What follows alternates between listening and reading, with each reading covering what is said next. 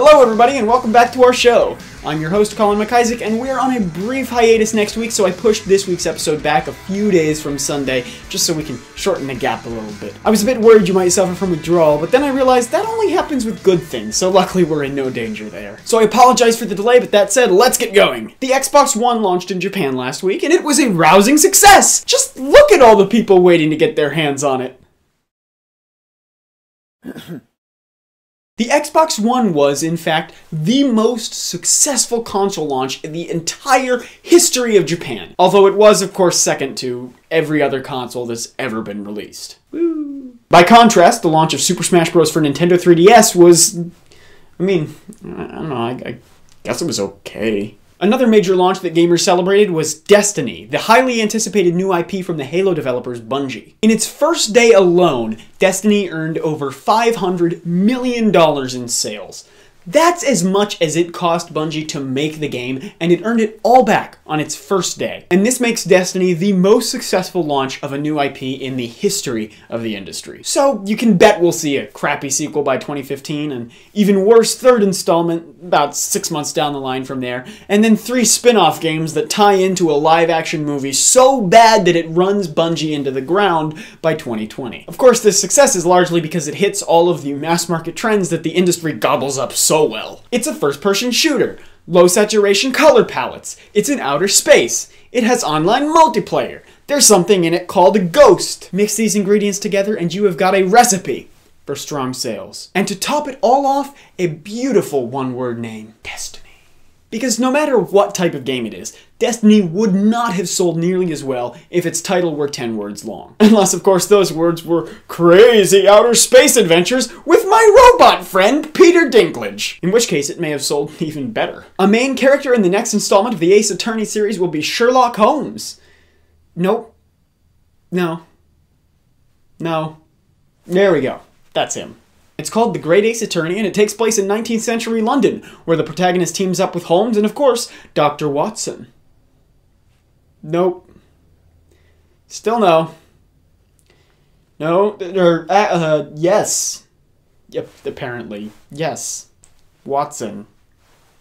That's Watson. So Sherlock Holmes will be using his trademark rapid-fire decision-making, and it's up to you to point out to him inconsistencies in his logic, which has really never been what Sherlock Holmes is about. Meanwhile, Iris Watson is an 8-year-old girl with a PhD who, now I guess, she thinks she can run the place. But you know what? I bet she can't even color inside the lines. So, Nintendo released a demo of the upcoming Super Smash Bros. For Nintendo 3DS to a randomly selected group of Platinum Club Nintendo members, and fans are going absolutely crazy to get their hands on it. It's an extremely limited version of the game, only featuring 5 characters and 1 stage, and yet fans are going nuts to get their hands on it. Fan sites are doing giveaways, they're being exchanged on Facebook and forums, demo codes were even winding up on eBay for upwards of $10. And to make it more insane, the demo is launching to the public in like 2 days. 2. I mean, I don't know, I have the demo already, and it seems a little ridiculous that people are getting this frantic about getting the codes, but you know, when push comes to shove, oh my god, it's so good. Microsoft has bought Mojang, the company behind Minecraft, for $2.5 billion. And there's almost too much to say here. This is a huge weight off of Marcus Person's shoulders, the man behind the game. To quote Person, "I make games because it's fun, and because I love games and I love to program. But I don't make games with the intention of them becoming huge hits, and I don't try to change the world. Minecraft certainly became a huge hit, and people are telling me that it's changed games. I never meant for it to do either." So imagine being this kind of person, and then all of a sudden finding yourself responsible for an entire empire of games, merchandise, clothes, let's plays, and other kinds of things. I imagine he's been looking for a way out for a long time, and this is a pretty good opportunity. Microsoft, however, sees it very differently. The first reports I heard were that Microsoft was buying Mojang primarily so that they could speed up the development process of Minecraft for Windows Phone. Just for the phone game. $2.5 billion, is that really necessary? It's not clear yet whether or not that's true, and we don't really know what's in store for the future of the brand, but we do know how Microsoft likes to treat the child-friendly IP they buy. For now, Microsoft will continue to support Minecraft on all currently released platforms, including iOS, Android, and PlayStation systems. but I think the knell has rung for people wishing for Minecraft on 3DS or Wii U. And now, it's time for... We're doing something cool for once. Go us!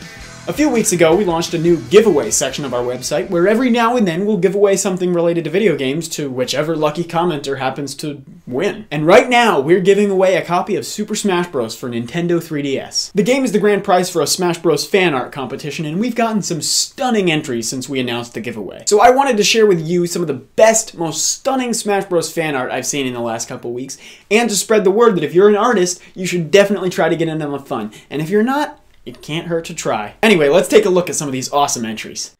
Thank you to everybody who's sent in art so far, and thank you to everybody who's planning to enter soon. The deadline is September 20th, so be sure to enter soon.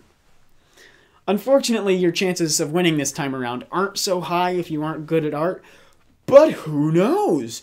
Maybe when this contest is over, we'll give away another copy of Smash Bros. Where everybody who enters has an equal chance of winning. I don't know. You have to follow us on Facebook or Twitter to find out when these giveaways are happening and how you can enter, and I'll post links to those in the description for you. But the good news is that we've also been sharing a lot of this fan art there on Facebook, so if you want to keep up with the submissions, it's a win-win situation. Now, we can really only afford to do these kinds of awesome things thanks to your guys' help and your amazing support for our giveaway fund.